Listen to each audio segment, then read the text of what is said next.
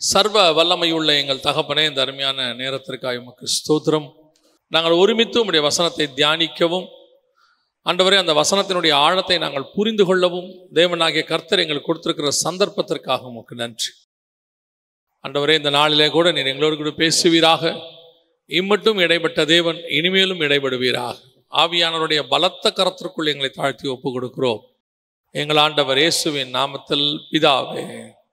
லூக்கா எழுதின சுவிசேஷம் 17ஆம் அதிகாரத்தில் 26 வாசிக்கணும். நோவாவின் நாட்களில் நடந்தது போல மனுஷகுமாரனுடைய நாட்களிலும் நடக்கும். நோவா பேழைக்குள் பிரவேசித்த நாள் வரைக்கும் ஜனங்கள் புசித்துக் குடித்தார்கள், பெண் கொண்டு கொடுத்தார்கள். ஜலப்பிரளயம் வந்து எல்லாரையும் அழித்துப் போட்டது. லோத்தினுடைய நாட்களில் நடந்தது போலவும் நடக்கும். ஜனங்கள் புசித்தார்கள், குடித்தார்கள், கொண்டார்கள், விற்றார்கள், நட்டார்கள், கட்டினார்கள். 2 பேருடைய நாட்களை குறித்து நாம் வேதத்தில் வாசிக்கும் பொழுது நோவாவுடைய காலத்தை குறித்து 5ஆம் அதிகாரம் 6ஆம் அதிகாரத்தில் ஆதியாகமத்தில் சொல்லப்பட்டிருக்கிறது. லோத்துவினுடைய காரியங்களை குறித்து 18-19 சொல்லப்பட்டிருக்கிறது.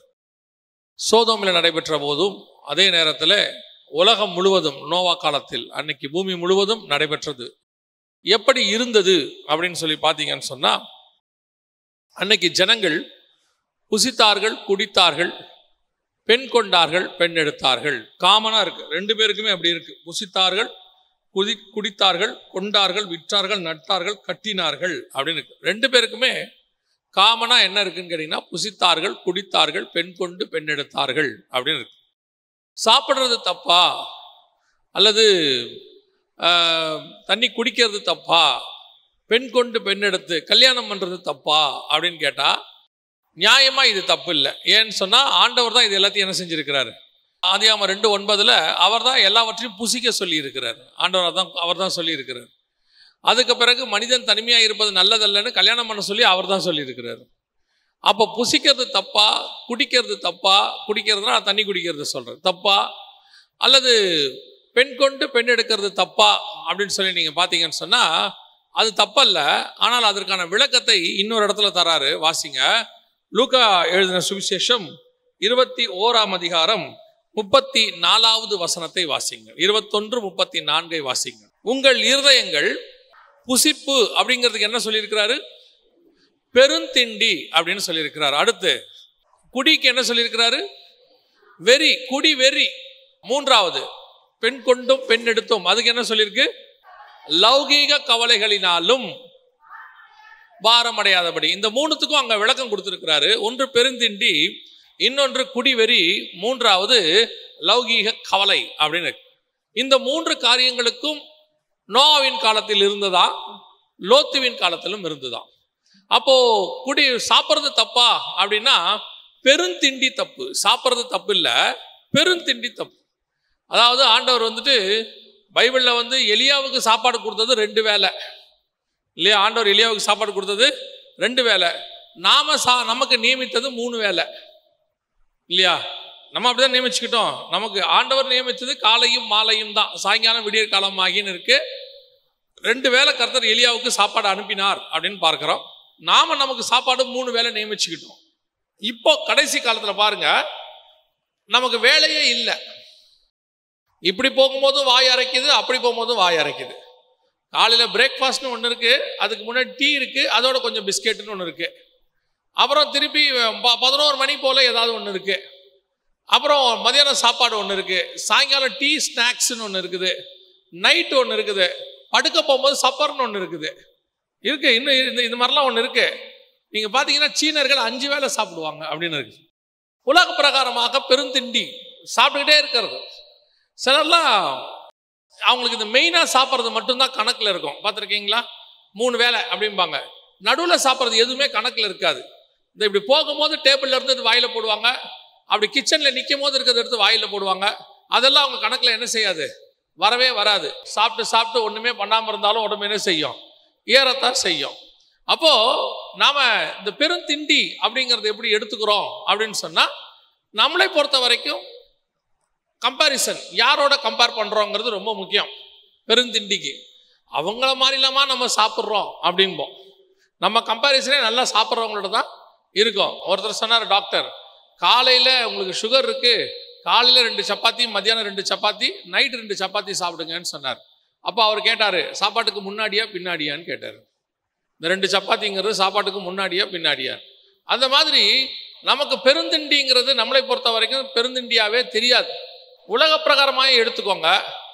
எங்களுக்கு தெரிஞ்சு ஒரு காலகட்டத்தில் ஏதாவது ரொம்ப அக்கேஷன் வேற வழியே இல்லைன்னா தான் ஹோட்டலுக்கு போன காலம்னு ஒன்று இருக்குது. இப்போ ஹோட்டலுங்கிறது நமக்கு அன்றாட வாழ்க்கையில் ஒன்றாக மாறிடுச்சு. காலையிலையும் மத்தியானமும் வீட்டில் சாப்பிட்டாச்சு, நைட்டு ஒரு வேளை ஆர்டர் போட்டுக்கலாம். இப்போ அந்த ஆர்டருங்கிறது ரொம்ப கேஷுவல் ஆயிடுச்சு, ஆர்டர் போட்டுக்கலாம். அப்படி இல்லையா, ஞாயிற்றுக்கிழமை கம்பல்சரி ஹோட்டலுக்கு போயே ஆகணுங்கிறதுனால வந்துருச்சு. அந்த அளவுக்கு பெருந்திண்டிக்கு உலகம் போயிடுச்சு. ஆனால் நான் சொல்ல வந்தது இது அல்ல. ஆண்டவர் சொல்லக்கூடிய பெருந்திண்டி அப்படின்னா என்ன, அதிகப்படியான சாப்பாடு என்ன அப்படின்னு கேட்டிங்கன்னா, இந்த ஆவிக்குரிய வாழ்க்கைக்கு தேவையான சாப்பாடுன்னு ஒன்று இருக்குது. இந்த ஆவிக்குரிய வாழ்க்கைக்கு தேவையான சாப்பாடு என்பது தேவை. இப்போ நீங்கள் சர்ச்சுக்கு வரீங்க, உங்களுக்கு ஆராதனையில் உங்களுக்கு ஆகாரம் கொடுக்கப்படுது. அது 20 நிமிஷம் கொடுக்கப்படுதா 30 நிமிஷம் கொடுக்கப்படுதாங்கிறது வேற. உங்களுக்கு ஆகாரம் கொடுக்கப்படுது. ஆனால் இந்த காலம், குறிப்பாக இந்த கொரோனாவுக்கு பிறகு காலம் எப்படி ஆயிடுச்சுன்னு பார்த்தீங்கன்னா, நீங்கள் அதிகப்படியான சாப்பாட்டில் இருக்கிறீர்கள். அதிகப்படியான சாப்பாடுனா என்ன சொல்றீங்க? முந்தி ஒரு சர்ச், அந்த சர்ச்சில் கொடுக்கப்படுகிற உபதேசம், அதை நீங்கள் கேட்பீர்கள், உட்கொள்வீர்கள். அது உங்களை மாற்றும், உங்க ஆவிக்குரிய வாழ்க்கைக்கு போதுமானதாக இருக்கும். இப்போ அப்படி இல்லை பாருங்க. இப்போ நீங்க யூடியூபையோ ஃபேஸ்புக்கையோ தட்டினீங்கன்னா தமிழ்நாட்டில் இருக்கிற எல்லாருடைய சாப்பாடும் உங்ககிட்ட இருக்குது. இந்த அதிகப்படியான சாப்பாடு எங்கவாய் மாறி விட்டது அப்படின்னு கேட்டீங்கன்னு சொன்னா, எது தேவையோ அதை தாண்டி எக்ஸஸ் போயிட்டு இருக்குது. அதிகப்படியா ஏங்க, அதிகமாக வசனம் கேட்டால் தப்பாகுமா? அதிகமாக வசனம் கேட்டால் தப்பாகாது. இப்போ உங்களுக்கு ஒரு உதாரணம் சொல்கிறேன். நீங்கள் வீட்டு சாப்பாடு பாருங்க. நம்ம அம்மா கையில் சாப்பிட்ட காலத்தில் உங்களுக்கு தெரியும்னு நினைக்கிறேன். நம்மெல்லாம் அம்மா கையில் சாப்பிடும் போது அவங்க கிச்சனில் தோசை சுட்டுக்கிட்டே இருப்பாங்க. என் அனுபவத்தை சொல்கிறேன். நான் பக்கத்தில் தட்டு வச்சுக்கிட்டே நிற்பேன், உட்காந்துலாம் சாப்பிட மாட்டேன். பக்கத்தில் தட்டு வச்சுக்கிட்டே நிற்பேன். அவங்க சுட்டு சுட்டு போட்டுக்கிட்டே இருப்பாங்க, சாப்பிட்டுக்கிட்டே இருப்போம். ஆனால் இதை நான் அப்படியே ஸ்பிரிச்சுவலாக கொண்டு வரேன். சபைக்குள்ள உட்கார்ந்து ஒரு செய்தியை ஒரு ஊழியக்காரர்கிட்ட ஒரு காரியத்தை நீங்கள் கேட்டுக்கொண்டிருக்கிற காலத்தில் உங்களுக்கு ஆவிக்குரிய ஒபிசிட்டி வரல, அஜீர்ணம் வரல. எவ்வளவு சாப்பிட்டாலும் அது உங்க ஆத்மாவுக்கு போதுமானதாக இருந்தது. இப்போ அப்படி இல்லை. நிறைய சாப்பாடு, வீட்டு சாப்பாடை தவிர்த்து வெளியிருந்து நிறைய சாப்பாடு, வெளியிருந்து நிறைய ஆகாரம் வருது. இன்னைக்கு நாம எப்படி ஆயிட்டோம் அப்படின்னு கேட்டா, சும்மா இருக்கிற நேரத்தில் எல்லாத்தையும் உட்கொள்றது. அதான் சொல்றேன், சும்மா இருக்கிற நேரத்தில் சாப்பிட்டுக்கிட்டே இருந்தீங்கன்னா உங்க உடம்புல நோய் வந்துடும். தேவையான போது மட்டும்தான் சாப்பிடணும், பசி வரும்போது சாப்பிடணும். அதே மாதிரிதான் வேத வசனத்தை நீங்க வாசிங்க, நீங்க படிங்க. ஆனா யாராவது சமைச்சு கொடுக்குற சாப்பாடுன்னு ஒன்று இருக்குது, வேத வசனத்தை போதிக்கிறவங்க. அதை கேட்கும் போது நீங்கள் எதை கேட்கணும்? கரெக்டா உள்ள சத்தியத்தை உட்காந்து கேட்கணும். இவங்க எப்படின்னு கேட்டீங்கன்னா, நாலாபுரமா அலைஞ்சு திரியிறவங்க. ஓ, அங்க போறது இங்க போறது. கடைசியில என்ன ஆகும் தெரியுமா? அந்த ஊழியக்காரன் விழும்போது இவர்களும் விழுவார்கள். அவர்கள் சொல்லக்கூடிய உபதேசம் சரியான உபதேசமா, ஓநாயோடைய உபதேசமா? பைபிள்ல நிறைய உபதேசம் இருக்கு. அதுல ஒண்ணு ஓநாயோடைய உபதேசம், சிங்கத்தினுடைய உபதேசம், இப்படி நிறைய இருக்குது பைபிள்ல. அந்தந்த மிருகத்தினுடைய சுபாவத்தினுடைய உபதேசம் இருக்குன்னு பைபிள் சொல்லுது. வலு சர்ப்பத்தை போல பேசினது. அப்ப பாம்பினுடைய உபதேசம் ஒண்ணு இருக்கு. இதெல்லாம் ஸ்பிரிச்சுவல். ஆனா எது வருது உங்களுக்கு தெரியுமா? எந்த சத்தியம் நீங்க கேட்குறீங்க, கரெக்டா கேட்குறீங்களா? கேட்கறதுக்கு நான் ஒரு அங்கிள் கூட உட்காந்து பேசியிருந்தேன். அவருக்கு 70 வயசு இருக்கும். அவங்க நிறைய கமெண்ட்ரி கேட்குறாங்க, நிறைய வீடியோ பார்க்குறாங்க, எல்லாம் பார்க்குறாங்க. அந்த அங்கிள்கிட்ட உட்காந்து பேசிட்டு இருக்கும்போது அந்த அங்கிள் அடிக்கடி ஒரு வார்த்தை சொல்லுவாங்க, நான் அவர் செய்தி கேட்டேன் தம்பி, இவர் செய்தி கேட்டேன் தம்பி, அவர் அப்படி சொல்லியிருக்கிறாரு இப்படி சொல்லியிருக்கிறாருன்னு. நான் அந்த அங்கிளை உட்காந்து பார்த்துட்டே இருப்பேன். இந்த வயசுல எப்படியெல்லாம் செய்தி கேட்குறாங்க உட்காந்துன்னு. ஆனால் முடிவு என்னவா இருக்கு தெரியுமா? கன்ஃபியூஷன். இது சரியா அது சரியா அது. நான் எப்பவும் சொல்லுவேன், தேவன் உங்களை குழப்பத்தில் ஒரு நாளும் விடவே மாட்டார். நம்முடைய ஆவியானவர் தெளிந்த புத்தியுள்ள ஆவியானவர். ஒரு செய்தியை கேட்கும் போது உங்களுக்கு கன்ஃபியூஸ் ஆகுது, குழப்பம் ஆகுது, ஐயோ உங்க ஆத்மாவுக்கு அது ஒத்துக்காம போகுது அப்படின்னா அந்த செய்தியில் ஏதோ பிரச்சனை இருக்குன்னு அர்த்தம். இன்னைக்கு பெருந்திண்டி, எல்லா பக்கமும் செய்தி, எல்லா பக்கமும் உபதேசம், யார் எடுத்தாலும் செய்தி, அங்க போய் கேட்கறது இங்க போய் கேட்கறது. பவுல் சொல்றாருல்ல, நான் போகிறேன் மந்தையை தப்ப விடாத ஓநாய்கள் வரும் அப்படின்னு சொல்றாரு. இப்போ அந்த காலம் வந்திருக்குது. சபைக்கு எழுதும் போது சொல்றாரு, 7 சபையை பத்தி எழுதும் போது வெளிப்படுத்தின விசேஷத்துல ஒவ்வொரு சபைக்கும் சொல்லுவார் பாருங்க. மிருகமுக்கு சொல்லும் போது, தியாத்தராக்கு சொல்லும் போது பிழையாம் உபதேசம் உன்னிடத்துல ஃபாலோ பண்றாங்க அப்படிம்பாரு. எபேசு கிட்ட சொல்லும் போது சொல்வாரு, நிக்கோலாய் மதஸ்தாருடைய உபதேசத்தை நான் வெறுக்கிறேன் பாரு. அடுத்து இதுல மிருகமுக்கு போகும்போது நிக்கோலாய் மதஸ்தார் உங்ககிட்ட இருக்கிறாங்க அப்படிம்பாரு. தியாத்தராக்கு சொல்லும் போது ஏசபேலின் உபதேசத்தை அப்படின்னு இருக்கும். ஒவ்வொரு இடத்துலையும் போய் பாருங்க, சபைக்கு விரோதமாக கள்ள உபதேசங்கள் வரும். இந்த காலத்தில் அதிகமாக இருக்கிறது. உங்களுக்கு எது நல்ல உபதேசம் எது கள்ள உபதேசம்னு தெரிய மாட்டேங்குது. அதான் பிரச்சனை. ஏன்னா இது நாலேஜ் வேர்ல்டு. இப்போ அறிவு பெருக்கத்தின் காலம். நம்ம வாசிக்கிறோம் இல்லையா, தானியேல் 12:4 அறிவு பெருகி போகும்னு. இந்த நாலேஜ் பிப்ளிக்கலாவும் வந்துடுச்சு. நிறைய படிச்சா நமக்கு நாலேஜ் நினைச்சுக்கிறாங்க. நிறைய படிக்கிறது நாலேஜ் கிடையாது. படிச்ச ஒண்ணுல தெளிவா இருக்கிறதுக்கு பேர் தான் நாலேஜ். எனக்கு எல்லாமே தெரிந்திருக்கணும் என்ற அவசியம் இல்லை, ஆனால் தெரிந்திருக்கிற ஒன்று தெளிவாய் தெரிந்திருக்கும், அதான் நாலேஜ். நீங்க பாருங்க, முந்தியெல்லாம் பாத்தீங்கன்னா ஸ்கூல்ஸ்ல 40 வருஷத்துக்கு முன்னாடி சொல்லுவாங்க, பாட்டியெல்லாம் சொல்லுவாங்க, மொத்த ஸ்கூலுக்கும் ஒரு டீச்சர் தான், எல்லா சப்ஜெக்ட்டுக்கும் ஒரே டீச்சர் தான், அவங்க தான் எல்லாம் எடுப்பாங்க. ஆனா இப்போ அப்படி இல்லை, ஒவ்வொரு சப்ஜெக்ட்டுக்கு ஒரு டீச்சர். முந்தி ஹாஸ்பிட்டலுக்கு போங்க, எல்லாத்துக்கும் சேர்த்து ஒரு டாக்டர். இப்போ அப்படி இல்லை பாருங்க, ஒவ்வொன்றுக்கும் ஒரு டாக்டர். கண்ணுக்கு ஒன்று, காதுக்கு ஒன்று, மூக்குக்கு ஒன்று, வாய்க்கு ஒன்று, பல்லுக்கு ஒன்று, கழுத்துக்கு ஒன்று, மொத்தம் உடம்புக்கு ஒன்று இருக்காரு. அவர் எம்டி. இப்படி ஒருத்தர் இருக்காரு, கைக்கு ஒன்று, காலுக்கு ஒன்று, எலும்புக்கு ஒன்று, நரம்புக்கு ஒன்று, ஹார்ட்டுக்கு ஒன்று. இப்போ ஸ்பெஷலிஸ்ட் ஆயிட்டாங்க. ஆனா ஏன் அப்படி ஆயிட்டாங்க? இவர்கள் மொத்தமா இல்ல, ஒரு விஷயத்துல நான் ஜீனியஸ், ஒரு விஷயத்தை நான் தெளிவாய் படித்திருக்கிறேன் அப்படின்னு சொல்றாங்க. இன்னைக்கு நாம எல்லாத்தையும் அள்ளி போட்டுக்கணும்னு நினைக்கிறோம். ஸ்பிரிச்சுவலா ஹீப்ரூல அப்படி சொல்றாங்க, கிரீக்ல இப்படி சொல்றாங்க, தமிழ்ல இப்படி சொல்லுது, இங்கிலீஷ்ல இப்படி சொல்லுது, இங்கிலீஷ்ல NIV இப்படி சொல்லுது, ESV அப்படி சொல்லுது, NKJV இப்படி சொல்லுது, KJV இப்படி சொல்லுது. கடைசியா கேட்டு பாருங்க, மொத்தம் ஒண்ணும் கிடையாது. எல்லாத்தையும் போயிட்டு எல்லாத்தையும் விட்டுட்டு திருப்பி கள்ள உபதேசத்துக்கு பின்னாடி போயிடுச்சு. இவ்வளத்தையும் படிச்சு. ஆனால் ஒரு பைபிள், தமிழ் பைபிளை படிங்க, அதை ஒழுங்கா படிங்க, ஒழுங்கா தியானிங்க, அதுல நீங்கள் ஸ்ட்ராங்கா இருங்க. மற்றதை வேணா அப்புறம் படிச்சுக்கலாம், வேணான்னு சொல்லல. நாலேஜ்ங்கிறது எல்லாத்தையும் தெரிஞ்சுக்கிறதுக்கு பேரு நாலேஜ் இல்லை. நீ படிக்கிற ஒரு விஷயத்தை ரொம்ப தெளிவாக ஸ்ட்ராங்காக, எனக்கு அதுல இப்போ யாரும் வந்து இயேசு கிறிஸ்து தேவன் இல்லைன்னு நம்மளை என்ன செய்ய முடியாது, ஏமாற்ற முடியாது. ஏன்னா அதுல நம்ம எப்படி இருக்கிறோம், ஸ்ட்ராங்கா இருக்கோம். ஆனா நம்மள ஒரு சிலரைய இயேசு தெய்வம் இல்லை, யெகோவா மட்டும்தான் தெய்வம், இயேசு அவருடைய குமாரன், அவரை கடவுள்னு சொல்லக்கூடாதுன்னு ஒரு உபதேசம் வந்து சொல்லுது வீட்டுக்கு. ஒரு குரூப் அதை கேட்டுட்டு என்ன செய்யுது, போகிறாங்க, அவங்களுக்கு பின்னாடி போறாங்க. எனக்கு ஆச்சரியமா இருக்கு. இத்தனை வருஷம் சபையில சொல்லி கொடுத்துருக்கிறோம், பிதா குமாரன் பரிசுத்தாவியை பத்தி சொல்லி கொடுத்துருக்கிறோம். இத்தனை வருஷம் தலைமுறை தலைமுறையா உட்காந்து கேட்டுருக்கிறாங்க. எப்படி சோரம் போறாங்க? Very simple. இவர்கள் படித்தார்கள், எல்லாம் தெரியும், ஆனா எதுலையுமே இவங்க ஸ்ட்ராங் இல்லை, வீக். அதான் இன்னைக்கு பிரச்சனை. ஆனா உலக பிரகாரமா பாத்தீங்கன்னா பெரிய போஸ்டிங்ல இருப்பாங்க, சர்ச்சில் பாத்தீங்கன்னா பெரிய போஸ்டிங்ல இருப்பாங்க, எது ஒண்ணுனாலும் முன்னாடி வந்து நிப்பாங்க. ஆனா பைபிளை எடுத்துக்கிட்டா வீக், பெருந்திண்டி நிறைய இருக்கு. பாருங்க, வெளிப்படுத்தின விசேஷம் 13ஆம் அதிகாரத்துல 11வது வசனத்தை வாசிங்க பார்ப்போம். வெளிப்படுத்தின 13:11 வாசிங்க பார்ப்போம். பின்பு வேறொரு மிருகம் பூமியிலிருந்து எழும்பக் கண்டேன். அது ஒரு ஆட்டுக்குட்டிக்கு ஒப்பாக 2 கொம்புகளையுடையதாயிருந்து வலு சர்ப்பத்தைப் போல பேசினது. இப்போ ஒரு மிருகம் வருது பாருங்க. அந்த மிருகம் பார்க்கறதுக்கு எப்படி இருக்குது? ஆட்டுக்குட்டியை போல் இருக்கிறது. வசனம் சொல்றது ஆட்டுக்குட்டியை போல் இருக்கிறது. ஆனால் பேசும்போது எப்படி பேசுது? வலு சர்ப்பத்தை போல் பேசுகிறது. ஆட்டுக்குட்டிங்கிறது நம்ம எல்லாருக்கும் தெரியும், இயேசு கிறிஸ்துவுக்கு அடையாளமாக. இயேசு கிறிஸ்துவை மாதிரி இருக்கு பார்க்கறதுக்கு, கிறிஸ்தவத்தை மாதிரி, பைபிள் மாதிரி, உபதேசம் மாதிரி, நம்ம கிறிஸ்தவ ஊழியக்காரன் மாதிரி இருக்கு. ஆனா உள்ளுக்குள்ள இருந்து பேசுறது எப்படி இருக்கு தெரியுமா? பிசாசு பேசுவது போல இருக்கு. அப்போ இந்த நிக்கிற ஆளை எதை வச்சு கண்டுபிடிக்கும் தெரியுமா? Not only by appearance. பார்க்கிறதை வைத்து ஒரு ஊழியக்காரனை எடை போடக்கூடாது. அந்த ஊழியக்காரன் கையில பைபிளோட வந்துட்டாருன்னா அவர் எல்லாமே தி பர்ஃபெக்ட்னு அர்த்தம் கிடையாது. மேடையில ஏறி அற்புத அடையாளம் செஞ்சிட்டாருன்னா இஸ் நாட் பர்ஃபெக்ட். என்னங்க சொல்றீங்க?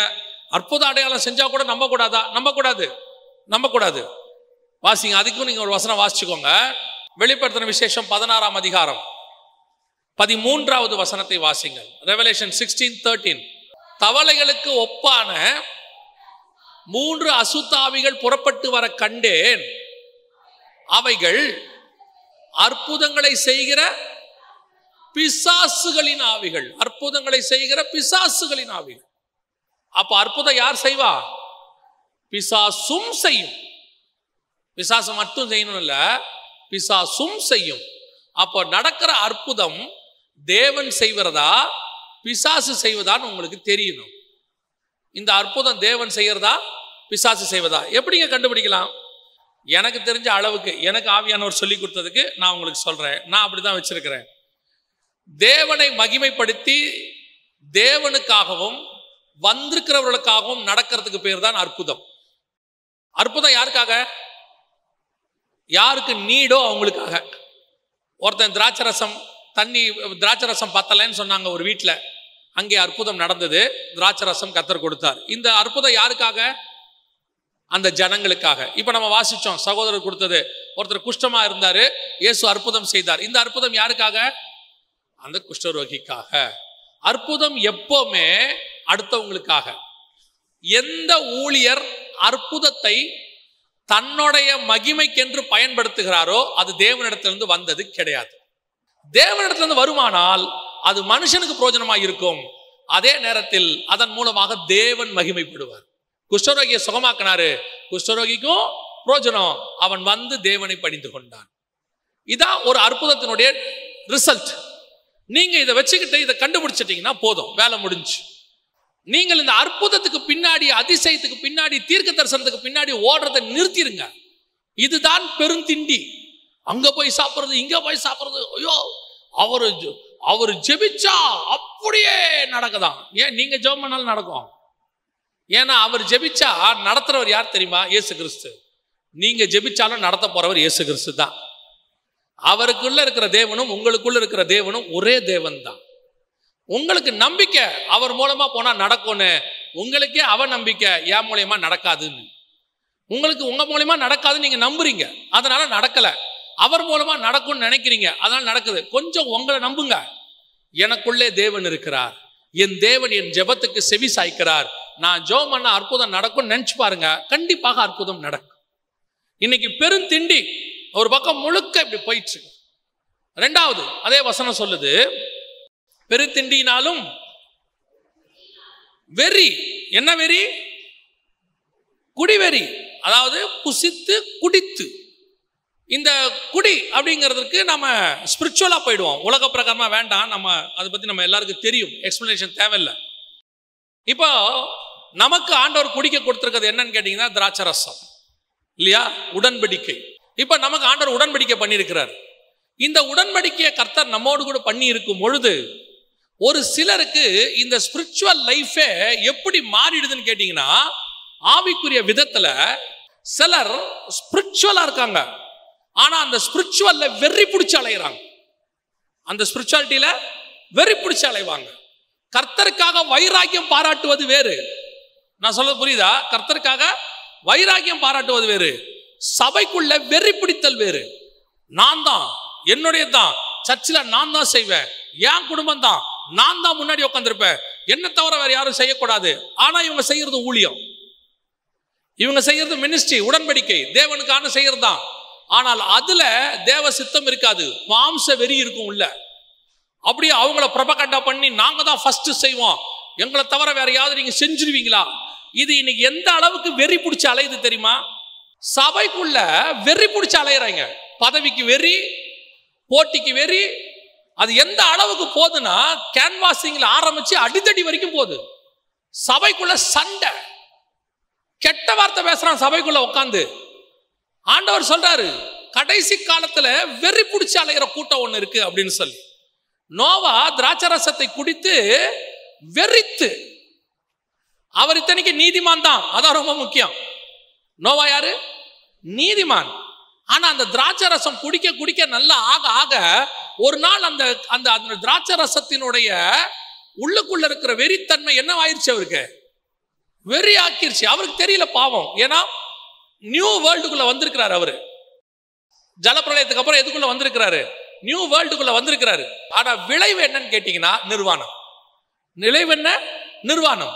வெறித்தார் நிர்வாணம் ஆயிடுச்சு, நிர்வாணம் வந்துடுச்சு வாழ்க்கையில. அதே தான் இங்க சில ஆட்கள் உட்கார்ந்து இருக்கிற வரைக்கும் பரிசுத்தவான், நீதிமான். ஒரு நாள் வரும், பதவி வெறி வரும், புகழ் வெறி வரும், ஸ்பிரிச்சுவலி மேல எல்லாருக்கும் முன்னாடி புகழ் அடையணுங்கிற வெறி வரும்.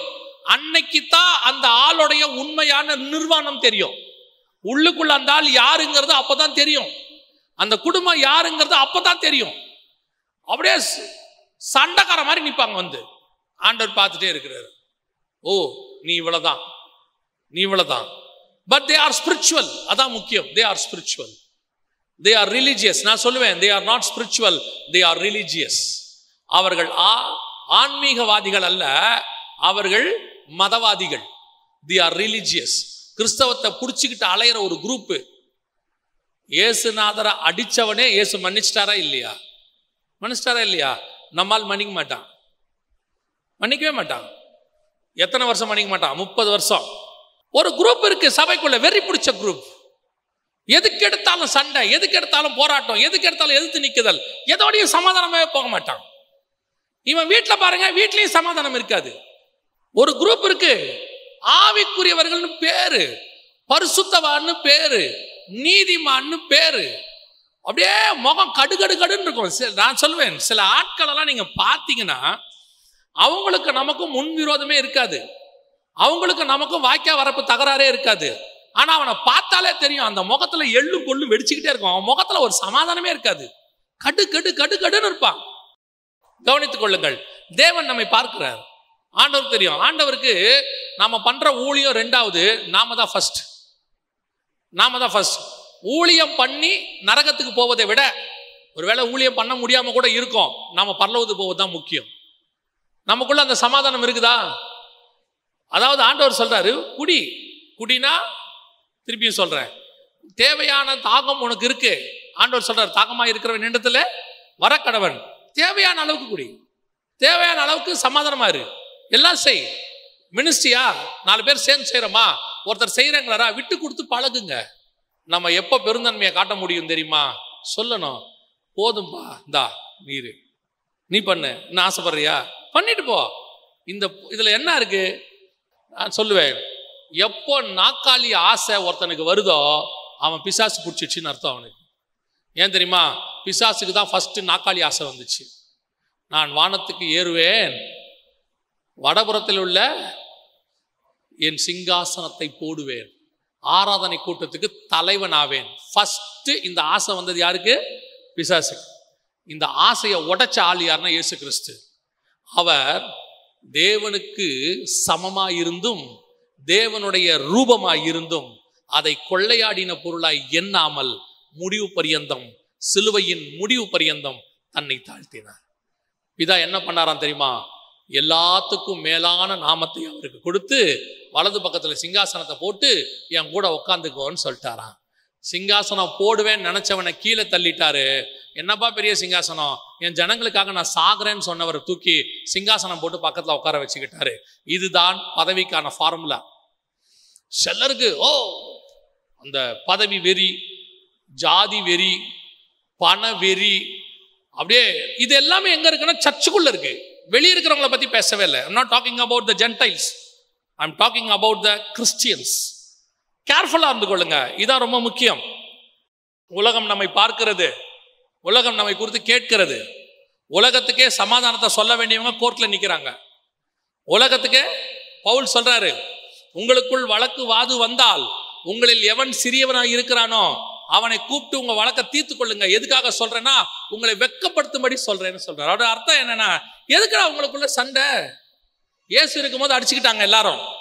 இயேசுநாதர் பாருங்க, அவ்வளவு துக்கமா இல்ல, ஒரு பெரிய விஷயத்த சொல்றாரு. மனுஷகுமாரன் போக போகிறார், புறஜாதியார் கையில ஒப்படைக்கப்படுவார், அவர்கள் அவரை சிலுவையிலே அறைவார்கள், அவர் பாடுகளை அனுபவிப்பார், எல்லாம் சொல்றாரு. சொல்லிட்டு உள்ள தண்ணி குடிக்க போயிருப்பார் போல, எங்க போனார் தெரியல. அப்படி போயிருக்கிறாரு, போறதுக்குள்ள அடிச்சுக்கிறான். அப்ப அடுத்து யாரு? இவர் போறாராமே. இவர் போயிட்டா நம்ம 12 பேருக்கு யார் சீஃப்? தங்களுக்குள் யார் பெரியவர்கள் என்று அவர்கள் வாதம் பண்ணினார்கள். அவர்களுக்குள் தர்க்கம் உண்டாயிற்று. இயேசுநாதர் வந்து பார்க்கிறாரு, அடப்பாவிகளா, நான் போறேங்கிற துக்கமே இல்லையாடா உங்களுக்கு? நான் போறேங்கிற துக்கமே இல்லை, அதுக்குள்ளே பதவிக்கு அடிச்சுக்கிறீங்களே. அந்த ஆவி இன்னும் கிரியை செய்கிறது, இன்னும் கிரியை செய்கிறது. சபைகளுக்குள்ள இந்த மாதிரி வெறி இருக்கக்கூடாது. தூக்கி போடுங்க. என்ன இப்ப பெரிய விஷயம்? பிறக்கும் போதே நம்ம யாராவது பதவியில பிறந்தோமா? பிறக்கும் போதே நம்ம யாராவது இந்த மாதிரி வருவோன்னு சொல்லி பிறந்தோமா? ஒன்றும் கிடையாது. வரும்போதும் நம்ம எப்படி வந்தோம் தெரியாது, போகும்போதும் எப்படி போக போறோம்னு தெரியாது. பாருங்க, பெட்டியில வச்சோன்னா என்ன கேட்க போறாங்க? இன்ஜினியர் ஐயா நல்லபடியா போறாரா கேட்க போறாங்க. பாடி எப்போ எடுப்பீங்க தான் கேட்பாங்க. அதுவாயிடும். அவர் என்னவாயிடுவாரு?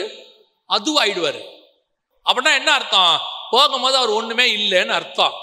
வரும்போதும் ஒண்ணும் இல்லை, போகும்போது ஒண்ணும் இல்லை, நடுவில் டெம்பரவரியா இருக்கு. இதுக்கு எதுக்கு இவ்வளோ வெறி பிடிச்சா அலையணும்?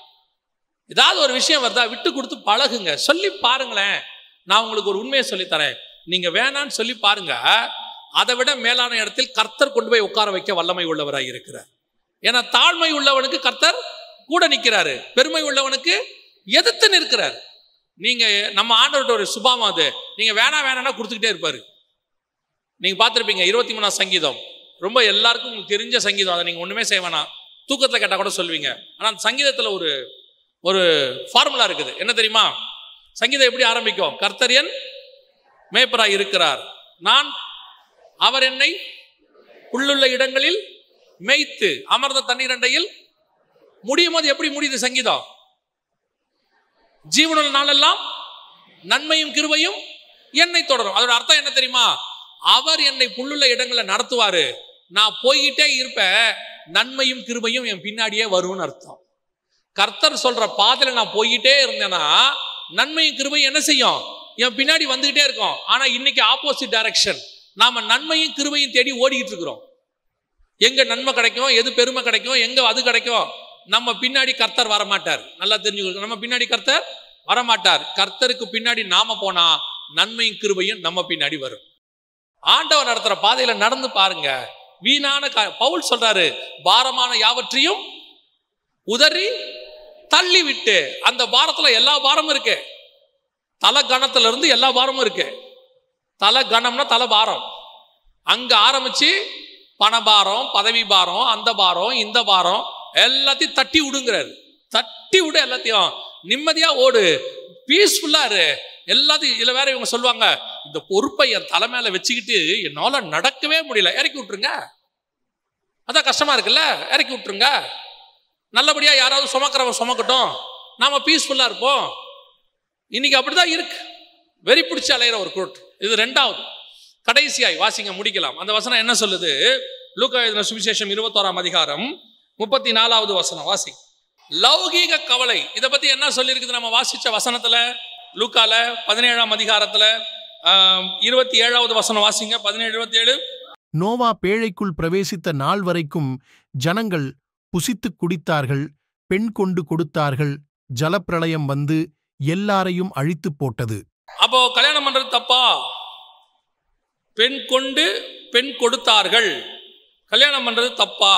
ஏன்னு சொன்னா ஆண்டவர் சொல்றாரு, அது பாவமா சொல்றாரு. அந்த இடத்துல நோவா காலத்தில் நடந்தது எப்படி நடந்ததோ அதே மத்திய 24:37 சொல்லும்போது 38 சொல்லும்போது நோவாவின் காலத்தில் எப்படி நடந்ததோ அப்படியே மனுஷகுமாரன் வரும் காலத்திலும் நடக்கும். எப்படி எனில் புசித்து குடித்து பெண் கொண்டும் பெண் எடுத்தும் அப்படின்னு இருக்கு. அப்போ பொண்ணுக்கு கல்யாணம் பண்றது, பையனுக்கு கல்யாணம் பண்றது, பொண்ணு எடுக்கிறது, பையன் எடுக்கிறது தப்பா அப்படின்னா அவர் அதை தப்புன்னு சொல்லல. ஏன்னா அவரே தான் சொல்லியிருக்கிறாரு, மனிதன் தனிமையாக இருப்பது நல்லதல்ல, ஏற்ற துணையை உண்டாக்குவேன்.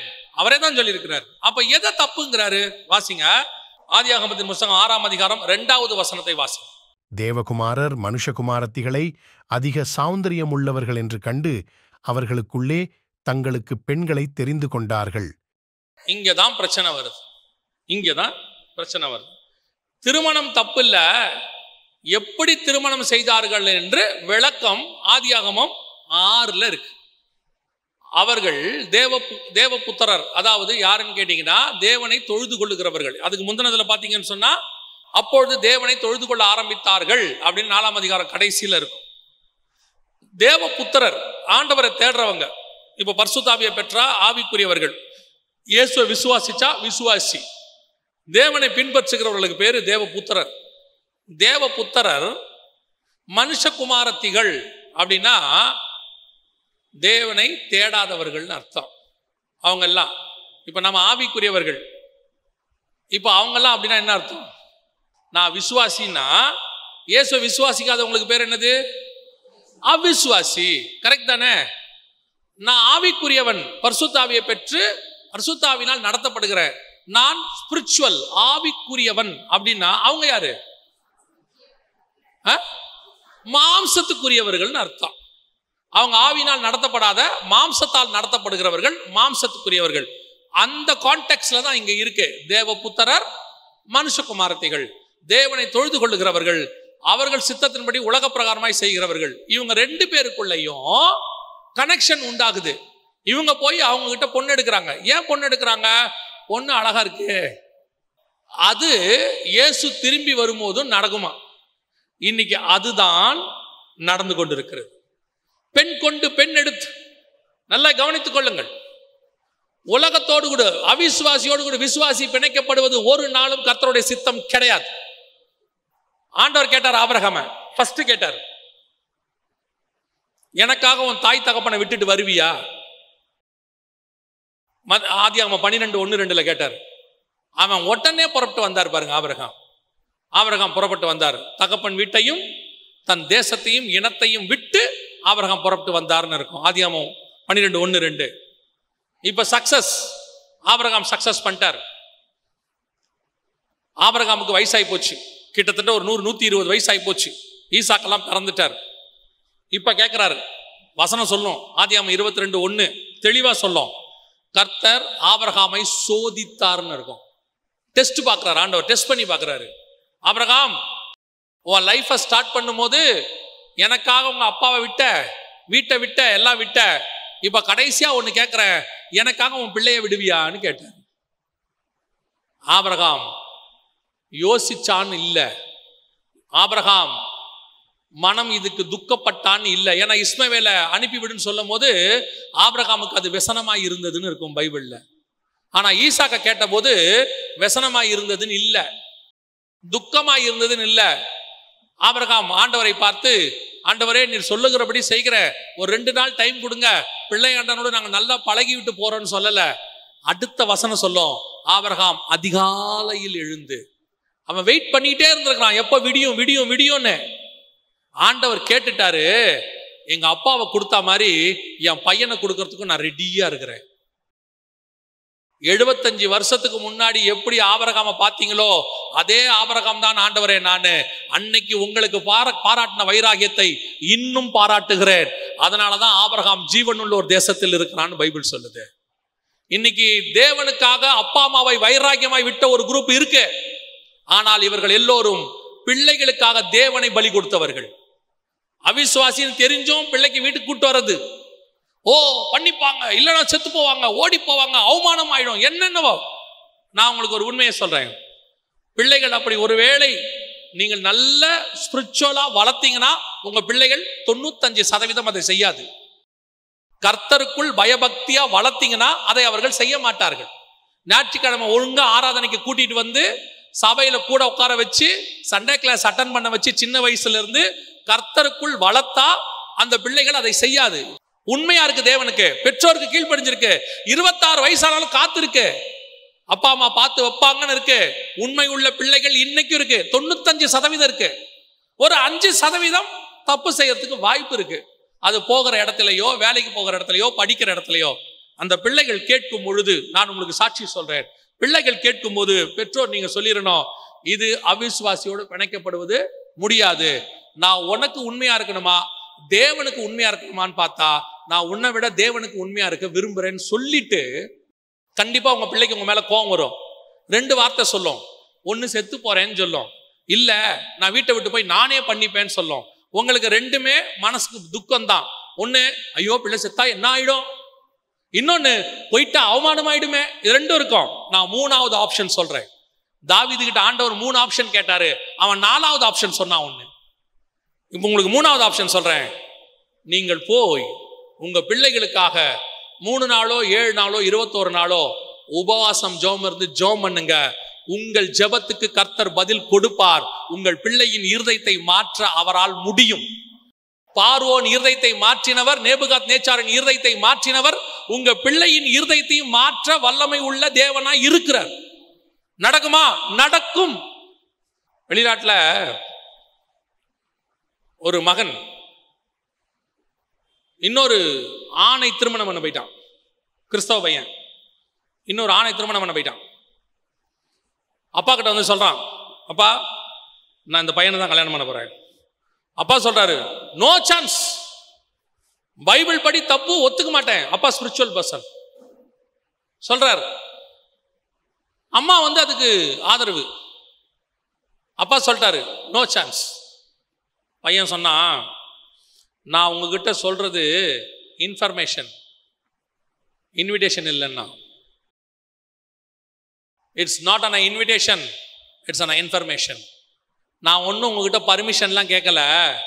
ஐ எம் அ மேஜர், என்னால் பண்ண முடியும்னாரு. அப்பா சொன்னார், கேரி ஆன், நீ ஆச்சு ஆண்டவராச்சு, நான் பர்மிஷன் கொடுக்க மாட்டேன். அப்பா போனார். 3 நாள் உபவாசம் போட்டார், புசியாமலும் குடியாமலும். கதவை சாத்தினாரு, ஜெபம் பண்ணாரு. 3 நாள் கழிச்சு பையன்கிட்ட இருந்து ஃபோன் வந்துச்சு. அப்பா நான் பேசுறேன், சொல்லுப்பா, நீ என்னவோ பண்ணியிருக்க, அது மட்டும் எனக்கு தெரியும்னா. அப்பா சொன்னாரு, நான் ஒண்ணுமே பண்ணலப்பா, நான் வீட்டை விட்டு வெளியவே போல.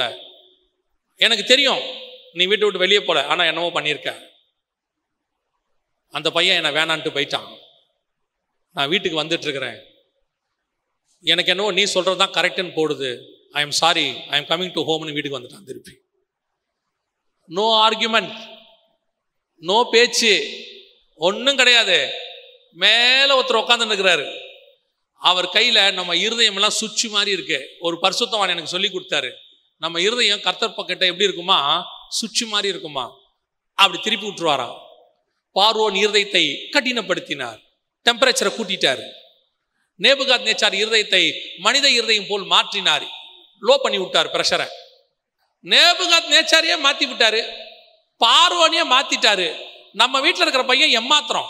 அதுனா மகாபாபிலோன் கட்டினால அது பாவம். போன இடத்துல எதையோ ஒன்று பார்த்துருச்சு. அது நன்மை தீமை அறியத்தக்க கனி, பார்வைக்கு இன்பம், புசிப்புக்கு ஏற்றது, புத்தியை தெளிவிக்கிறதுன்னு நினைச்சுக்கிச்சு.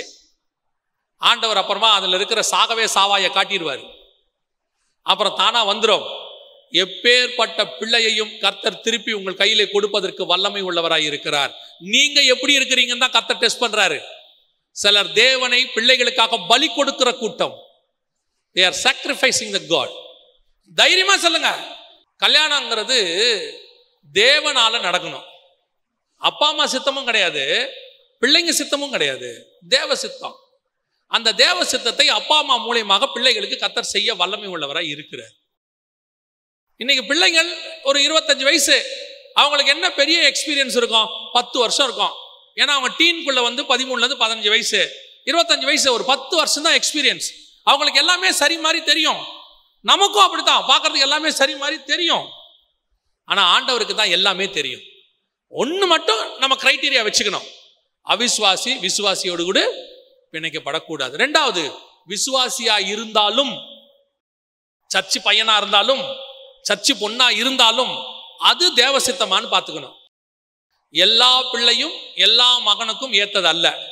எல்லா கிறிஸ்தவ பிள்ளையும் எல்லா கிறிஸ்தவ மகனுக்கு ஏத்தது அல்ல. அழகா இருக்கும் பைபிள்ல, ஆண்டவர் ஆதாமின் விழாவில் ஒன்றை எடுத்து, அவனுக்கு நிறைய இருந்துச்சு விழா. ஆதாமுடைய எல்லா விழாவும் ஏவாளா மாறாது, ஒண்ணுதான் ஏவாளா மாறும். அதுதான் ஏற்ற துணை. இப்பவும் சொல்றேன், நாம எப்பவுமே தேவ சித்தத்தை தான் ஃபர்ஸ்ட் ப்ரிஃபரன்ஸா வைக்கணும். எந்த மாப்பிள்ளை சொன்னாலும் சரி, எந்த பொண்ணு சொன்னாலும் சரி, அது BE, MBBS, doctor, IAS, IPS, எது வேணா சொல்லட்டும். பையன் என்ன வேணா இருக்கட்டும், பொண்ணு என்ன வேணா இருக்கட்டும், அது எங்க வேணாலும் இருக்கட்டும். அமெரிக்கால இருக்கட்டும், ஆப்பிரிக்கால இருக்கட்டும், அட்லாண்டிக்கால இருக்கட்டும், இல்ல மார்ஸ் மூன்ல கூட இருக்கட்டும். தேவ சித்தமானு பார்த்துக்கோங்க. விசுவாசி அவிசுவாசியோடு கூட பிணைக்கப்படக்கூடாது. அதே நேரத்தில் விசுவாசியும் இன்னொரு விசுவாசியோடு பிணைக்கப்படும் போது அது தேவ சித்தமாங்கிறத நல்லா செக் பண்ணிக்கணும். நீங்க செக் பண்ணுங்க உங்க பிள்ளைகளுக்காக. ஏன் தெரியுமா? உங்க பிள்ளைகளுக்கு நீங்க ஜெபம் பண்ற மாதிரி உலகத்திலேயே வேற யாருமே ஜெபம் பண்ண முடியாது. இப்பவே 3 நாள் லீவ் போட்டு நல்லா ஜெபம் பண்ணி ஒரு பிள்ளைய கொடுக்கும் போது பார்த்து நல்ல ஜெபம் பண்ணி கர்த்தர் சித்தப்படி கொடுத்துருங்க. லைஃப் லாங் பிரச்சனை இருக்காது. நம்ம அப்பா அம்மாக்கள்லாம் யோசிச்சு பாருங்க, அவர்கள் அலைஞ்சு திரிஞ்சு அதெல்லாம் ரெண்டாவது, ஆனா தேவன்கிட்ட ஒப்படைச்சாங்க. குடும்பத்துல ஏற்றத்தாழ்வு வரும், பிரச்சனைகள் வரும். பிரச்சனையே இல்லாத குடும்பம் ஒண்ணு வரவே வராது. அப்படி இருந்தா நல்லாவும் இருக்காது. ஆனால் இதையெல்லாம் சமாளிக்கிறதுக்கு 3வது நபராக முப்புரி நூலாக தேவன் இருந்து குடும்பத்தை நடத்த வல்லமை உள்ளவராய் இருக்கிறார். இன்னைக்கு நாம என்ன செஞ்சுக்கிட்டு இருக்கிறோம்னா, நம்ம பிள்ளைகளுக்கு இந்த பெண் கொண்டு பெண் எடுக்கிற விஷயத்துல ரொம்ப மிஸ்டேக் போயிட்டு இருக்கு. படிப்பு, அந்தஸ்து, பணம், இதுதான் மெயின். அதெல்லாம் 3வது 4வது. கர்த்தர் சொன்ன பிள்ளையா, கர்த்தர் சொன்ன பையனா, தேவ சித்தமா, இதான் ஃபர்ஸ்ட். அதுக்கு இம்பார்ட்டன்ஸ் கொடுங்க, பண்ணி வைங்க. தேவன் அதை நடத்த வல்லமை உள்ளவராய் இருக்கிறார். அல்லேலூயா. இது 3ம் லோத்துவின் காலத்தில் இருந்தது. இது 3ம் நோவாவின் காலத்திலும் இருந்தது. இன்னைக்கும் அது இருக்கிறது. ஆனால் இவைகளுக்கு நடுவுல நோவா நீதிமானா இருந்தபடியினாலே அவன் குடும்பத்தை கர்த்தர் பாதுகாத்தார் என்று வேதம் சொல்லுது. லோத்து நீதிமானா இருந்தபடினாலே அவன் குடும்பத்தை வெளியே கொண்டு வந்தார் என்று சொல்லி பார்க்கிறோம். அதே மாதிரி இவ்வளவு பிரச்சனைகள் உலகத்தில் இருந்தாலும் அவைகளுக்கு நடுவுல நம்முடைய குடும்பத்தை கர்த்தர் பத்திரமாய் பாதுகாக்க வல்லமை உள்ளவராய் இருக்கிறார். நீங்க நெகட்டிவா பார்க்காதீங்க. எல்லா குடும்பத்திலையும் டைவர்ஸ், எங்க போனாலும் பிரச்சனை, குடும்பம் எங்க போனாலும் தொல்லை, எல்லா இடத்துலையும் இருக்கட்டும். நம்ம குடும்பத்துல வராதபடி கர்த்தர் பாதுகாத்துக் கொள்வார். நம்ம குடும்பத்தை கர்த்தர் வேலி அடிச்சு பாதுகாத்துக். அல்லேலூயா. நாம் ஜெபிக்க போகிறோம் தேவ சமூகத்துல. நாம் குடும்பங்களுக்காக ஜெபம் பண்ணுவோம், ஃபேமிலிக்காக. உங்களை தவிர உங்க குடும்பத்துக்கு இவ்வளவு உண்மையா வேற யாராலையும் ஜெபம் பண்ண முடியாது. ஊழியக்காரங்க பண்ணுவோம், ஆனா உங்களை மாதிரி பண்ண முடியாது. நீங்க தான் தாய் தகப்பன். அதுக்கு தான் ஆண்டவர் உங்களுக்கு கொடுத்துருக்கிறார். ஊழியக்காரங்க எல்லாம் சப்போர்ட்டிங், நாங்க கூட இருந்து உங்களுக்கு ஜெபம் பண்ணுவோம். ஆனா நீங்க ஜெபம் பண்ற மாதிரி ஜெபம் பண்ண முடியாது. நீங்க எல்லாம் இருதயத்துல ஆழத்துல இருந்து கண்களை மூடி ஒரு 2 நிமிஷம் உங்கள் கணவனுக்காக, மனைவிக்காக, பிள்ளைகளுக்காக ஜெபம் பண்ணுங்க. குடும்பம் கர்த்தரால் வந்தது. நிறைய பிரச்சனைகள் குடும்பத்துல போயிட்டே இருக்கும். ஏற்ற துணைங்கன்னு நம்ம ஆண்டவர் சொல்லுவாரு. ஆனா நிறைய விஷயத்துல மாறுபாடான கருத்துக்கள் இருக்கும். என்ன வேணா போகும். ஆனால் குடும்பம் அறாதபடி, பிரியாதபடி, உடையாதபடி கர்த்தர் நடத்த வல்லமை உள்ளவர். ஒரு ட்ரெயின்ல நீங்க நல்லா பாருங்க, இன்ஜின் வேற மாதிரி இருக்கும், அன்ரிசர்வ் கம்பார்ட்மெண்ட் வேற மாதிரி இருக்கும், ஏசி கம்பார்ட்மெண்ட் வேற மாதிரி இருக்கும், ஃபர்ஸ்ட் கிளாஸ் கம்பார்ட்மெண்ட் வேற மாதிரி இருக்கும். ஆனா அத்தனையும் சேர்ந்து ஒரு பிரயாணத்தை பண்ணும். எல்லாம் ஒன்னோடு ஒன்று இணைஞ்சிருக்கும். ஒரு ட்ராக் மேல போகும். கடைசியா டெஸ்டினேஷன் எல்லாரும் போய் ஒரு இடத்துல இறங்குவோம். இதுல கணவன் இன்ஜின் மாதிரி இருந்து, மனைவி கூட அதை இழுத்துட்டு போற பெட்டியா இருந்து, அதுக்கு பின்னாடி பிள்ளைகள் ஃபர்ஸ்ட் கிளாஸ் ஏசி கம்பார்ட்மெண்ட் சொகுசா இருப்பாங்க பிள்ளைகள். ஆனா அத்தனை பேரும் சேர்ந்தாதான் ஒரு ட்ரெயின். வெறும் இன்ஜின் மட்டும் போச்சுன்னா ட்ரெயின் போகுதுன்னு சொல்ல மாட்டாங்க, இன்ஜின் போகுதுன்னு சொல்லுவாங்க. நீ எவ்வளவு நீதிமானா இருந்து டிவோர்ஸ் ஆகி போனீனா என்ன சொல்லுவாங்க தெரியுமா? நல்ல மனுஷன் தாங்க, ஆனா பாவம் பொண்டாட்டி இல்ல. நல்ல பொண்ணு தாங்க, பாவம் கணவன் விட்டு பிரிஞ்சிருச்சு.